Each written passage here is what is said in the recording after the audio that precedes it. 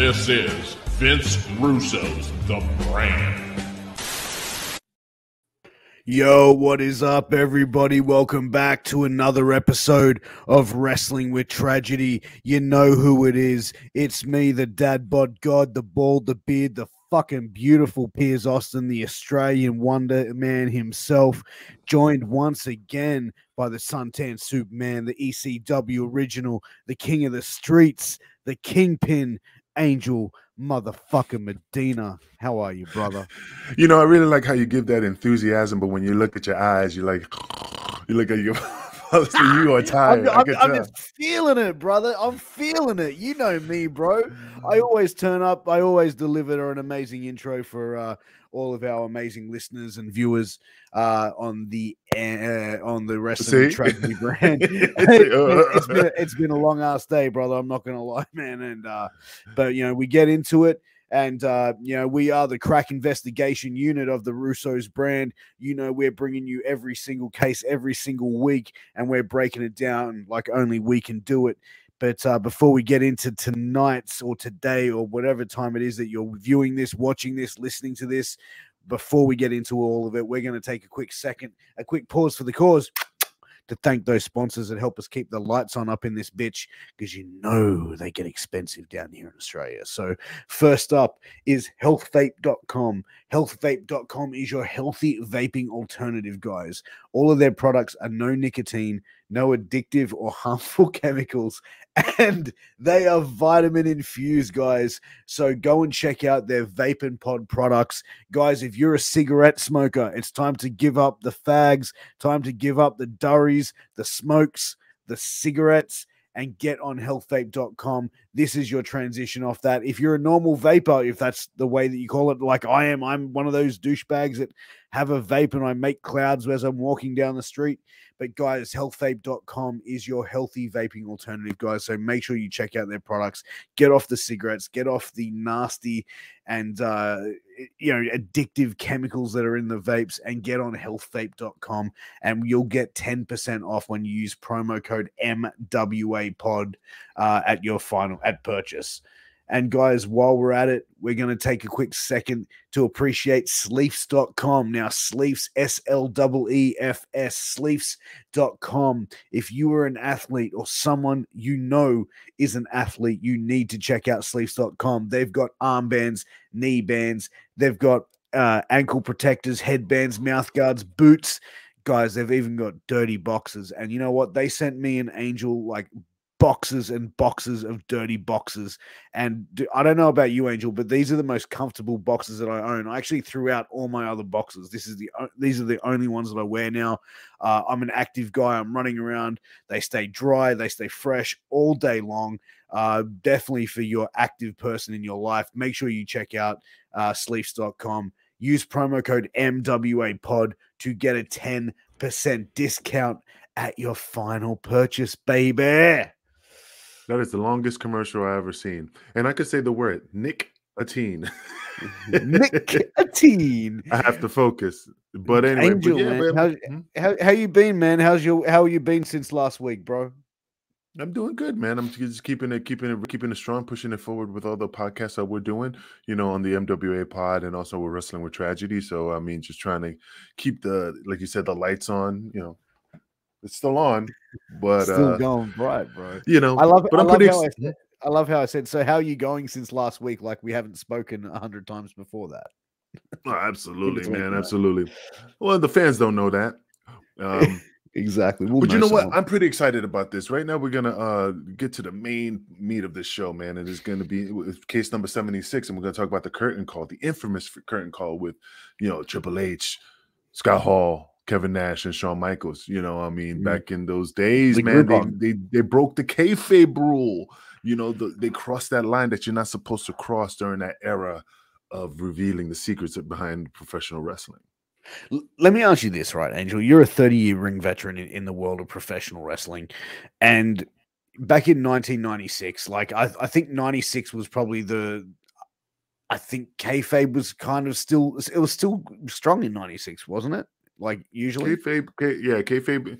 The thing about kayfabe is It was an unwritten. I mean, it's an unwritten rule, man. You had to keep the secrets, man. It was a fraternity. Like I always talk about, we're a fraternity. You don't reveal the secrets, like the Freemasons or any other college fraternity. You don't reveal the secrets that if you're not part of it.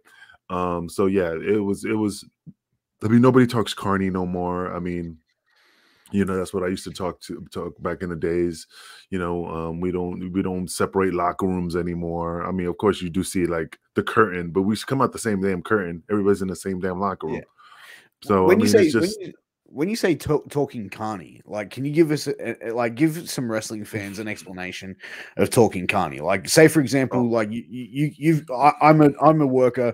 You've just walked into the building and you'd come up and like, how would we greet each other in carny talk? well, the carny talk is mostly when fans are around. When you say, oh, like, or you say like a groupie, you go, oh, look at if he's at Reset, in the resume, and stuff like that. So Kind of like pig but Latin. yeah, it's like Pig Latin, Mizark, Fizat, Rizat. It's not really. I mean, but when you say it fat, I mean, there's guys who could talk it, and you're like, it's an art, man. It's an art that died. I mean, it was created during the carnival era. I mean, that's where it came from, and to keep the fans not knowing what we were talking about. Dude, it would have been such a fucking mission just to fucking remember every single like carny word and how to sort of put it though. Like it would take people a while to sort of get that shit down pat. It's a language, man. It was just nothing but a language. And I mean, like I said, Johnny knew it more than I did because I didn't. I mean, I learned it, but I didn't learn it like Johnny and the guys from Like back it in the wasn't days. like it wasn't like something you needed to know in the inside now when you started. Yeah, like Bruno and the Don Morocco era snooker. Those guys knew it like it was like a third language or a second language, really. But dude, I liked it. I like doing it, but nobody uses carny no more. You might spit it out. DeVito knows it. We know it, but we don't use it. Yeah, kind of like an lost art form. But so looking at what led up to the curtain call. So in April 1996, we saw two of the top performers in WWF at the time, Scott Hall, aka Razor Ramon, and Kevin Nash, Big Daddy Cool Diesel, which were making their exit from WWF and making their way over to WCW. Now, Nash left because he said it was offered a guaranteed contract. Mm-hmm. So, and I want to get in and I want to discuss the differences between the contracts back then and why a guaranteed contract was so, appealing as opposed to what the guys were being offered previously. Please do tell. Well, that's what I was wanting to ask you about. So I was going to say, like, as far as like a guaranteed contract, what my understanding is no matter how big the house is, no matter what your merch is, this is what you make every single year, every single month, week, or however it's broken down. Whereas my understanding is how it was before is like guys were paid depending on the gate, the merch sales, stuff like that, like all those things having to play. Am I right or wrong on that? You mean before or now? I'm talking before the guaranteed contracts.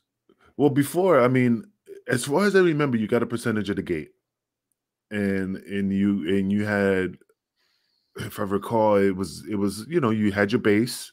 So if you made $100,000 a year, and that was your base salary, and then whatever you made during time, because they're getting like the guarantee was like, yo, use or lose. Regardless, this is what you're getting paid. So if you could bundle all that up, like if you said, all right, with Vince, I was making $5 million, but that's including t-shirt sales, any advertisements, percentage of the gate, and so on and so forth.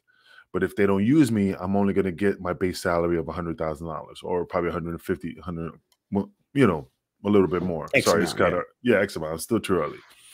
So, like, I mean, in my vision, the way they had it in WCW, boom, they clumped that bitch up and said, yo, I want $10 million a year, and whatever appearances or whatever I do on the side is extra. Dude, then that you're making more than what you originally was getting. And that's what they were asking Vince. Hey, man, can I get this guarantee, And Vince was like, nah, kid, you know, I don't think so. I mean, I don't know what was said, but you know, he probably said it more subtly. But it's just I wish I was there to see what he said. I know what you know Kevin Nash said in videos and stuff, but what was really said, you know, I'm just How did the curious. conversation go down? Yeah. I mean, it probably wasn't mean or anything or rude or anything. Again, I don't know, but it'd still be interesting just to hear the conversation. Well, one of the rumors that I found that I looked into was that there were rumor was that they wanted to separate the Kliq. That's why they let the contracts for Hall and Nash run out, and they didn't renew them. But like I said, Nash had turned around and said it was because, you know, of guaranteed contracts. And I believe Hall had said the same thing about it was all to do due financial. But the rumor was is they wanted to separate the Kliq because the Kliq was gaining too much power backstage. Now, like, you know what I mean, Angel, you weren't around in WWF back then, but you were around and you know people that were around WWF back then. You know, from what your understanding of how the Kliq was and how the Kliq, you know, was supposedly running shit and bossing Vince McMahon around, you know, do you think that there's any truth to that rumor? Boston Vince McMahon around, I don't know. I mean, that's something that's just I never heard that one. That's something I should ask DeVito because he was always around during that time before ECW. I mean, the Kliq was a strong group, but remember, I think Taker also had his group. His Bones BSK. Was BSK group and stuff, and Taker was the man, you know. So depends on where the power fell. I mean, you know what I mean? I don't know how powerful was Undertaker's group compared to the Kliq.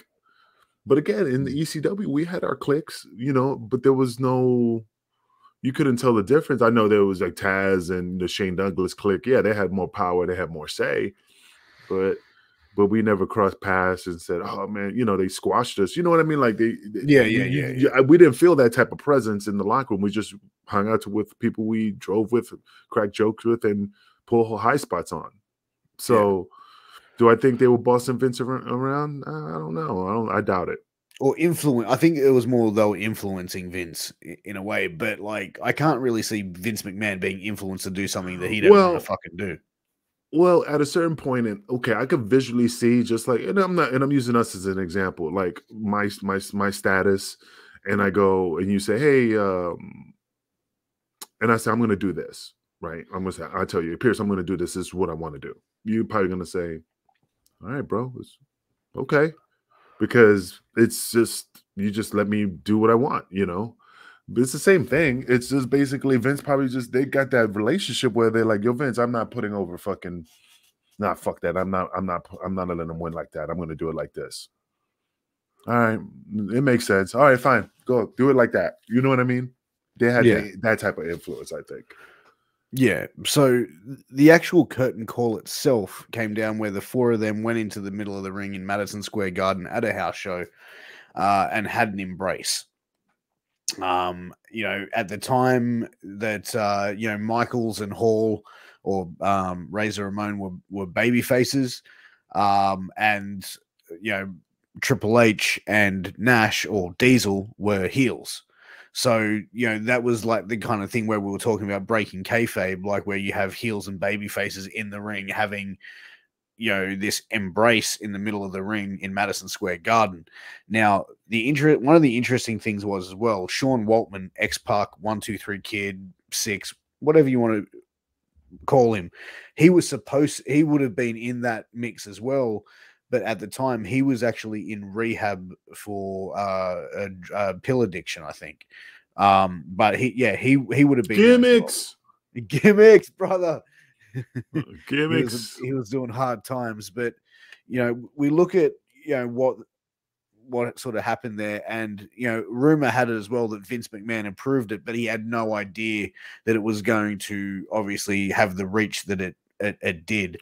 Wait, he approved the curtain call? He approved the guys to go out in the ring and like, but he didn't know that it was going to be as a big a spectacle as what it was. I don't know. I never heard that one. And again, I got my ear to the pulse of the wrestling, but I mean, you probably have it closer than I do, but I never heard that one.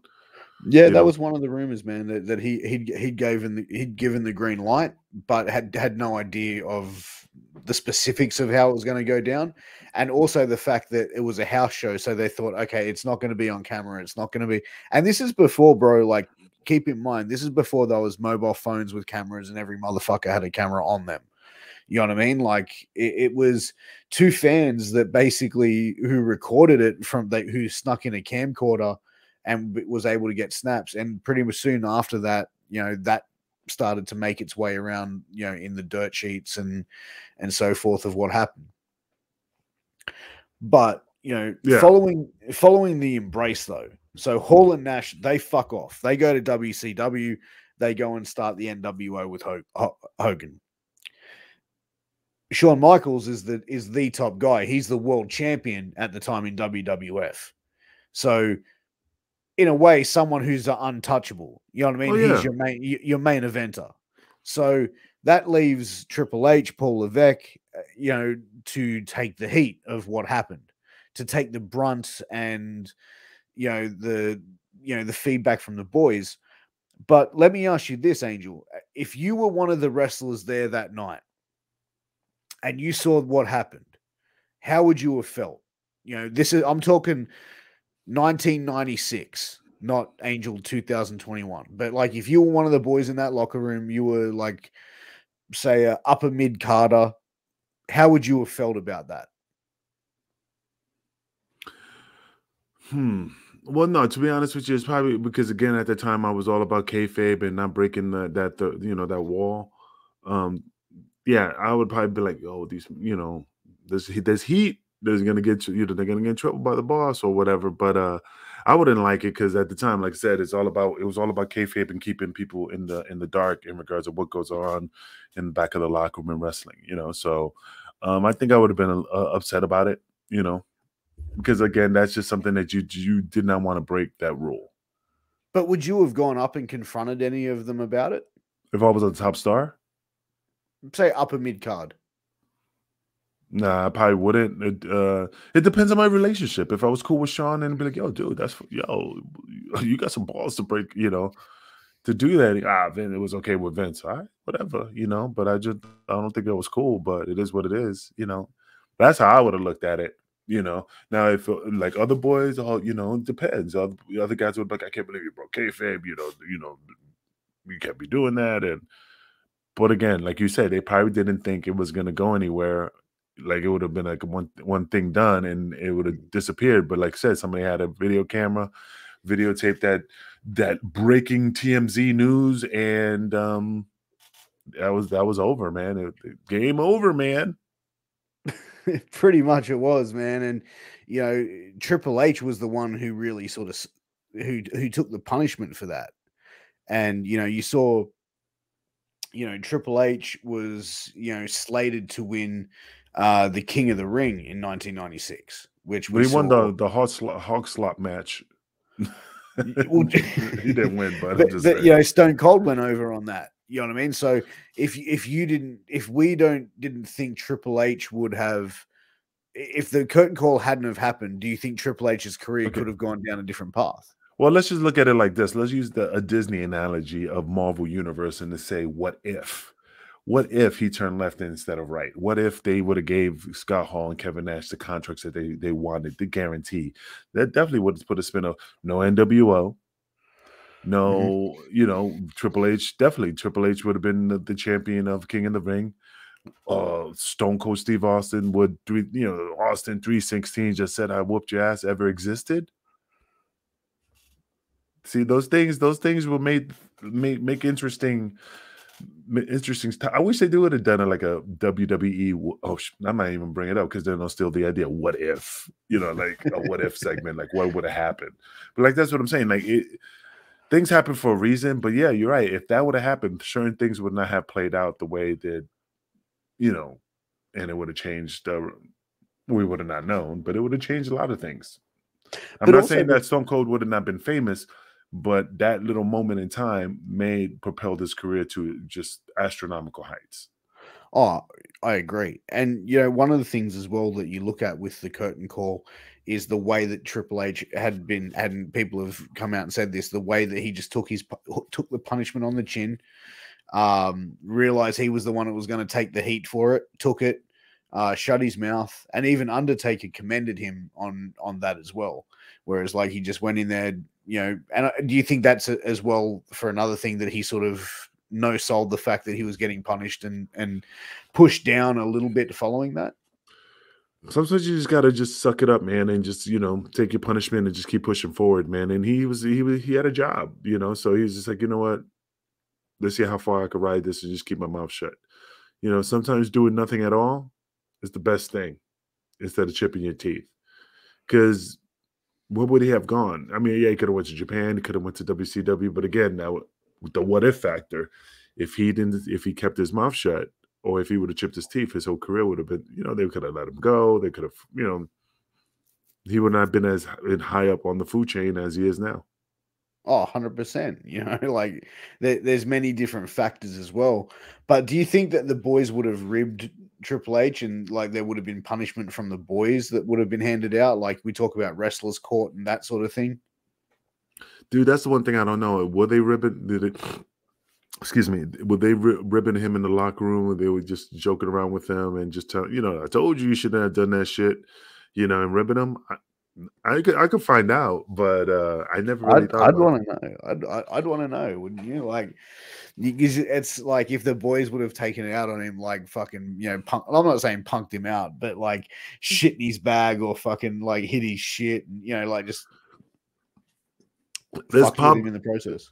I could see that happening, but knowing how things are played out now, revenge, that motherfucker would have been like, he would have done the Vince McMahon like, yo, you're fired, like you're fired. Oh, yo, why, or try to get a job. 1996, bitch. Yeah, man, fucking wrestlers are fucking vindictive motherfuckers. We hold grudges, Oh, fuck, man. But sorry, go on. No, I mean, look at the stories. Again, these are stories and rumors that I heard, but people shitting in people's sandwiches and fucking closing it up and put it back in their bag, and then the motherfucker comes and takes a bite out of it, and that and not know it's like they like smeared shit in his face. But I'm talking like you tell me, oh, take that Vegemite and lightly spread it. That's what they did. They took shit and they just lightly glazed that motherfucker, and then the mayonnaise and shit, and it just masked the fucking taste and. They fucking shit in this fucking sandwich because of that, and stuff. So the boys do rib you, man, if you fuck up. I mean, look at a Don Callis. I heard stories that he used to fucking kick him out the car. Enzo Amore getting kicked off the bus. When you have power, man, you're the head motherfucker in charge. They kick you out. Yeah, exactly, man. But following that, with the curtain call as well, when we talk about like, it took about 8 months, and then Triple H got put the IC title on him.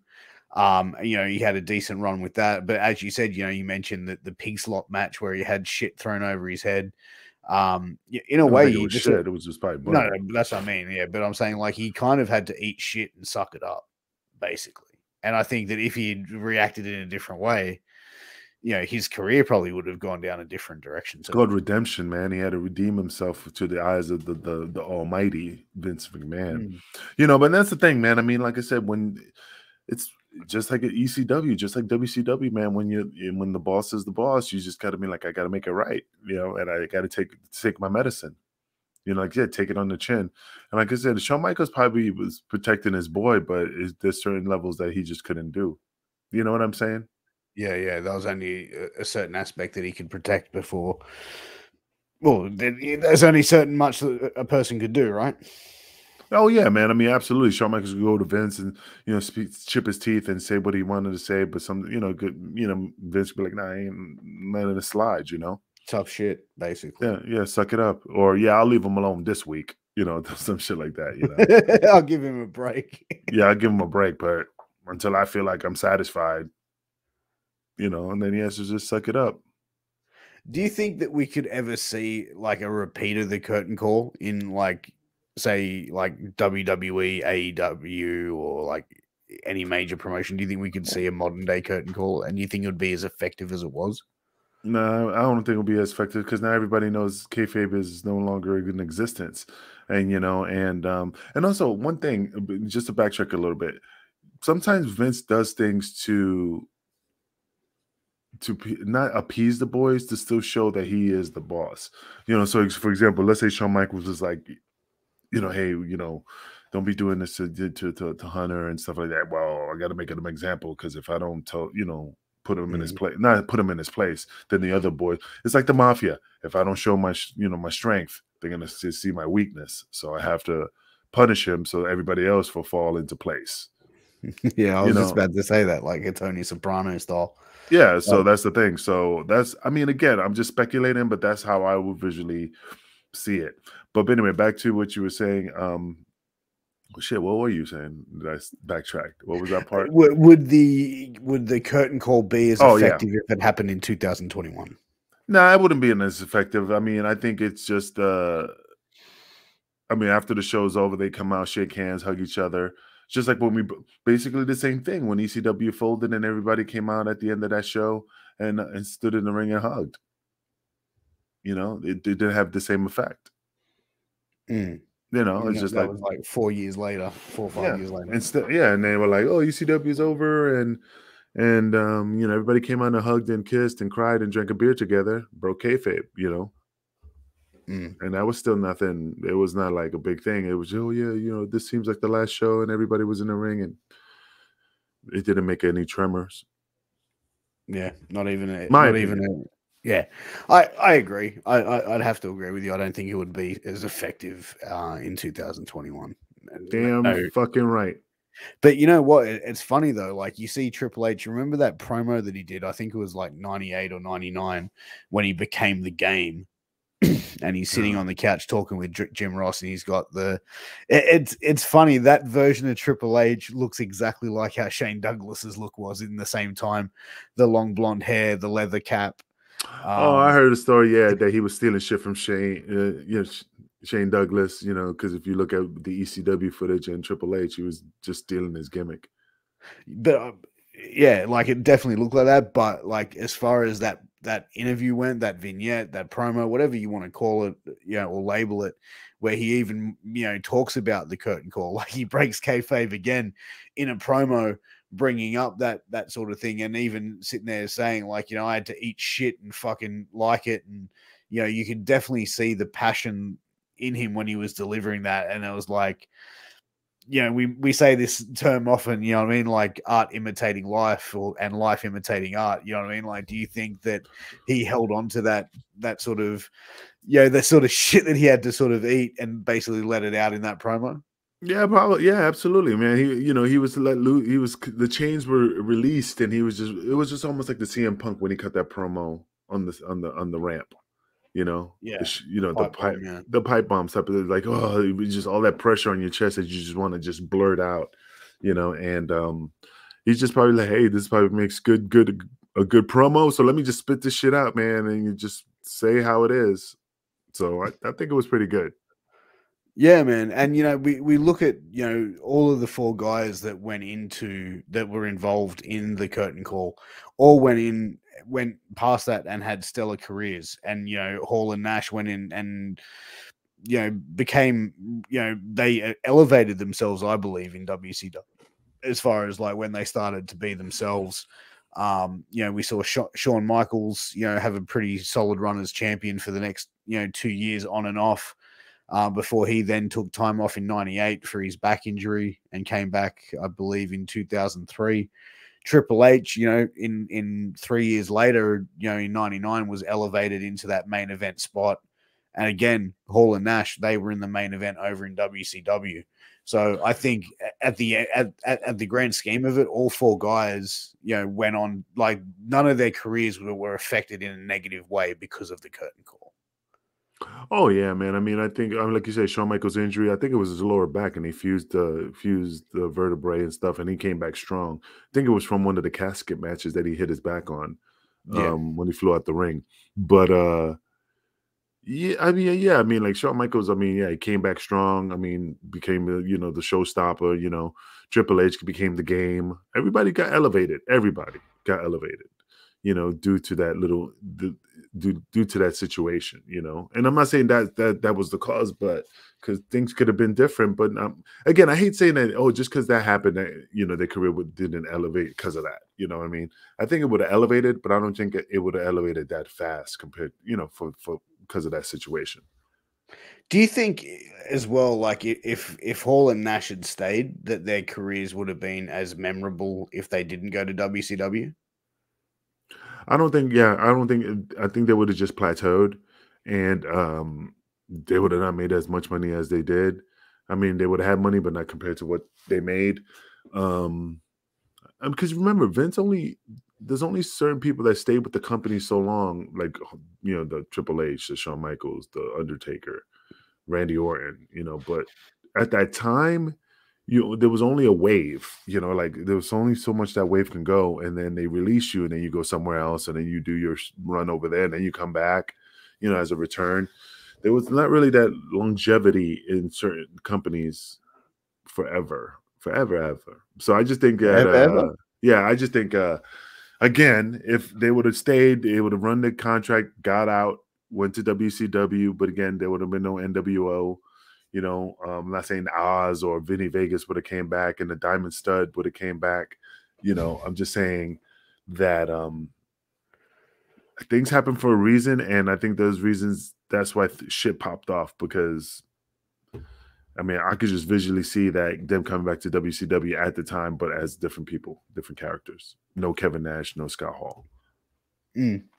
Exactly. And, in a way, as we said, it elevated so many careers, but the act itself, the curtain call, that embrace in itself, is it an act of arrogance, you believe, from those four performers? No, it's probably it's like fuck it, fuck you type of, I'm not going to, my friends are leaving. I'm just going to go out and hug them, because I don't know, I'm going to be able to see them again for a while, due to our scheduling. So yeah, it's more like a fuck you kind of thing. Yeah. I mean, what do you think? I mean, it's an interesting concept. Like, could it have been full of due to arrogance? I think for some of them, from all the stories that have been told about them in that time frame, that their ego would have been very, very high, where they believed that they were untouchable. Hall and Nash probably like, I don't give a fuck. I'm not going to be here. What are they going to do? They like, Vince can't punish me when I'm over there. Yeah, what are you going to do? Fire me? That's the mentality. Triple H being the young guy at the time, and the one who probably had the most to lose, probably thought, and this is just me speculating, but he could have possibly just thought, hey man, I'm fucking, like, Sean's my boy. I'm not going to get in trouble. Like, you know what I mean? Like, maybe he just thought he was untouchable and it bit him in the ass. Sean, I think, probably didn't give two fucks. He was like, I don't give a fuck. I'm going to do it. Yeah. No, I agree. And like I said, man, that's just me speculating, though. Sorry. No, I'm just saying that's all it is right now. It's all speculations. I mean, again, none of what we're saying is fact, and not saying like anything, that we're saying that, oh, that would have happened. It was just the vision that we see that this is what could have been. And again, I don't know where their career would have ended up without that curtain call. Like I said, things happened for a reason, and it affected a lot of people's career in either a negative or a positive way. Oh, 100%. 100%. And, that's why I think it's interesting to look at what could have been if it didn't happen. And like, and also if the whole scenario wasn't the guys were put in that situation to begin with. Yeah. Or if Vince turned around and said, fuck that, you're not doing it. But again, like you said, he probably gave him the blessing and still didn't think that would have been, like, oh my God, I didn't know that would have affected the business in that way. Because a lot of things happen after the show's over, after the cameras are off. Even at a house show, nobody's going to pay attention. Nobody's going to know. It's a fucking house show. Little did he know, Do you think everyone in attendance knew that what the fuck was going on? Or do you think like people in attendance were like, what do you think they were like, their minds were blowing, going, oh my God, it's the bad guys and the good guys and they're fucking hugging? Or do you think most of the people were like, all right, so we got to get out of here to get the fucking train back to fucking XYZ? Well, no, I mean, if you watch the video, a lot of people are saying, "Oh shit," and you're cheering and like, "What the fuck?" You know, like I heard that on the video, so people were shocked. You know, I mean, I don't know about everybody else in the fucking arena, but the people that were sitting around that camera were saying it. Oh, 100%. And it's So like, I just think that's what so if they're saying it, I could visually see everybody else saying the same thing. but you know what's funny? The guys that took the footage were like, 14, 15-year-old kids at the time. And, like, I don't know, like, would they have made any money on that footage, do you think? No, at the time, I mean, it was not news compared to how like think about it like this: TMZ and ESPN talk about wrestling. You know, they bring it up now. Back then, it was not newsworthy. It's wrestling. It's fake. So I don't want to see visually like if TMZ was around during that time, like or it had happened now, yeah, TMZ would have brought it up. Like, yo, check this shit out, you know. But back then, there were nobody even flicked, you know, batted an eye for that in the news, in the media, Yeah, because it was no it big would. deal. Yeah, because it was pro wrestling. So, Mm, like, the mainstream media wouldn't have been as much involved in it. correct. Only on the internet that it blew up on, and then the internet was still in its infancy stage, basically. Yeah, man, and like, it's funny to sort of like to look at like the careers, of like Triple H, and to think that I mean, there was then a question mark about him, for a while after that, and how he was like I said, the fact that he went on to have like one of like a Hall of Fame career, basically, and Yeah. and I have to sort of go back. You have to sort of pay someone respect that's prepared to eat shit for 12 months and suck it up to get where they wanted to get to, you know? Oh, absolutely, man. I mean, like I said before, if you're that passionate and you just like, I want to stay, I gotta pay, you know, I gotta make penance, you know, then that's what he had to do because basically, like I said, I'm not saying that, you know, terrorizing, that was his gimmick name in WCW. And he probably was like, this, I can't go back. I mean, because there was nothing else. It was ECW, WCW, and fucking overseas and fucking WWE. And he probably Yeah. just didn't want to go to ECW, and he probably didn't want to go to back to WCW as terrorizing, you know, which Mhm. was I mean, I even remember seeing that motherfucker on there. And I'm like, with his big old hair, with his Jeff Jarrett hair. And yeah, it was on Thunder, I think I saw him. That's Yeah, that he made his appearance. WCW Thunder. I Yeah, think he he was was on on a Thunder. pay-per-view as well. Like I he was can't there. He was there for a while. Like he had a deal with WCW. I just remember him. That's the only time remember seeing him because I remember watching it. And again, it's funny how you watch a movie like you know, like yesterday. You know, you ever watch the movie Blood In, Blood Out? Of course, man. One of my favorite movies. Do you know Billy Bob Thornton's in it? Yeah, yeah, But I didn't know. You know what I mean? When you like when they're nobodies and you're like, okay, and you watch them, and then you watch it again when it's like, oh shit, I didn't know he was in it. It's the same thing. Like I remembered him, you know, and yeah. luckily he stuck out. But it was just funny that I remember that time that he popped into Thunder and that's terrorizing. It's still the most ridiculous name. I wonder who came up with that stupid ass name. Dude, yeah, terrorizing. Because it wasn't he went under like some other name called Young Blood or Blue Blood or some shit like that. Where I think like just before he came, yeah, he had a gimmick that was very similar to what he had when he first came into WWF as like that upper class character. I think he actually was called Jean Paul Levesque, or it might have been like I think they may have incorporated his shoot name for it, but I really remember. I don't really remember that. But like looking at, obviously one thing that we should touch on as well, that, following the curtain call, we also saw two of the biggest stables in professional wrestling history being formed, with the NWO, with Hall and Nash, and, them being the two founding members of that group, two of the founding members, and then D-Generation X, which was, founded by Shawn and Triple H. So, those were two factions that will probably go down in history as being probably two of the most popular, um, you know, acts in professional wrestling history. Would you agree? Yeah, absolutely. And the thing is, the funny thing is that the DX thing, I don't think because I think it would have still happened because there was no kind of way to, like, you know, it just didn't. It would have happened. That's what I'm just saying. Like Yeah. I said, NWO would not have happened if Scott Hall and Kevin Nash left. If they didn't leave and they stayed with WWF at the time, that would have never happened. You know what I mean?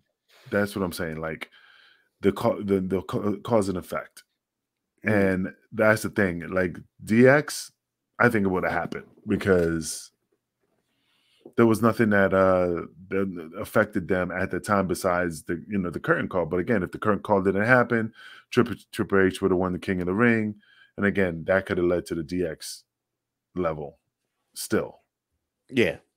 No, I completely agree. I think that the DX was one of those things that or became inevitable. or if there was no NWO, there would not be DX because then that was their counterbalance again. So that possible again, I'm recanting saying that it could not have happened because again, that would have been an effect. Because remember the Monday Night Wars, they were trying to compete with each other and top each other. So you had the DX and the NWO. Yeah, So that's 100%. the same thing. So you know what? I recanted. So I think that would have affected it as well. Yeah, I mean, like it's one of the things. Like one of the other things. I know we're getting close to a time here, but one of the things I wanted to sort of look at as well was do you think that in a way the curtain call was a way that forced the business to evolve into a more edgier product? Do you think that was one of the catalysts for it as well? Fuck yeah, man. That stepped up Vince's game. You know what I'm saying? Mm. I mean, that's just how I see it. I mean, because like I said, you with a good guy, you have to have a bad guy. Mhm. I mean, that's just how I see it. Without the bad guy, the good guy would never prevail. So, and I'm not saying Vince is the good guy. I'm just looking at WCW like gave Vince that like that drive to do the Attitude Era. Mm. Because remember Sort of Max forced his Moon. hand to do shit that was on another Yeah, level. it's just like if it's just almost like when you get complacent in a relationship and your girl leaves you for another dude and you're like, fuck that, I'm gonna find the baddest bitch on the planet and I'm gonna show this bitch that I'm the greatest thing since fucking she ever had. Yeah, And then yeah. you fucking show up in a Corvette, new body, new you, and she's like, holy shit. See, just gave him that nudge to take it up to next level. That's just how I see it. There you go, man. It's getting to that time, Angel. What are your final thoughts on the curtain call, brother? My final thoughts, to be honest with you, I mean, they broke kayfabe. They broke one of the unwritten rules in professional wrestling where, weed was not supposed to do. I mean, were they ballsy? Yeah. Did they do what the fuck they want? Yeah. They were the Kliq. And would I have gotten away with it in my time? Fuck no, I'd have been fired. So my final thoughts is that fuck, man, I just don't think they would have. The angel of that at that time would have just frowned upon them breaking the. And I think I was upset a little bit of them breaking kayfabe. So if I recall, I got to ask Louis because I think Louis was around. Yeah. And we probably talked about it when we were training. Well, there you go, man. That's the Angel's final thought. What's yours? My final thought, dude. I think it was one of those things that's going to go down in history. Or it has gone down in history, I should say. It just was lucky that it was captured by people in the audience. Again, I don't think it was anything that they thought was ever going to be as big as what it was or what it is. It's just without it happening, it would have affected it affected the wrestling world in such a way that if it didn't happen, there's a lot of what ifs. What if it didn't happen? What if this? What if that? So I think it's just one of those iconic moments in pro wrestling history that we're fortunate enough to have seen. I agree. Yeah, I agree. Just interesting, man. Like I said, but again, I mean, it's just weird, man. Like I said, I don't know. Things happen for a reason, so it is what it is, man. But anyway, let's get those sponsors up, man, so we can keep pushing forward, brother. No worries, man. You take it away, Angel. Oh, now I could take it away. You destroyed it in the first show. But hey, if you definitely want to get your athletic wear on and need some good protection when you're doing any type of sports, definitely check out sleeves.com. Sleeves is one of the greatest sports athletic accessory companies I ever came across. They have these sleeves, they got the mouth guards, they got the headbands, they got anything that you need to step your game up. Use promo code MWA pod for 10% off. But my favorite, like I always say, is the dirty boxes. I got a collection of them. They're very entertaining, especially at the doctor's office to break the ice. So definitely check out sleeves.com if you ever want to get a good laugh or also want to step your game up on the gridiron or on any type of sport athletic field. Next up is healthvape.com. It is your healthy vaping alternative, guys. They have all of their products have no nicotine, no addictive or harmful chemicals, and they are vitamin infused. So make sure you check out healthvape.com. Get your health on and your vape on at the same place. Use promo code MWAPOD to get a 10% discount on your final purchase, baby. Boom. All right, man. Well, hey, fan, thanks again for showing up, giving us that support, giving us that love. I'm very grateful to have Pierce on, doing this with me, and I'm blessed to have all you fans giving us the support to make Wrestling with Tragedies one of the top podcasts out there for pro wrestling news and drama and mystery and scandal. So tune in next week. I think we're going to have a good one, man. I'm going to keep this one on the wraps, man, but definitely check it out, man, because it might blow the fucking internet up. And, this one's going to be Kingpin approved with a big old stamp. That's a shoot, kid. And that is a fucking shoot, kid. Angel, it's always a pleasure, brother. I'll catch you next week. For sure. Peace.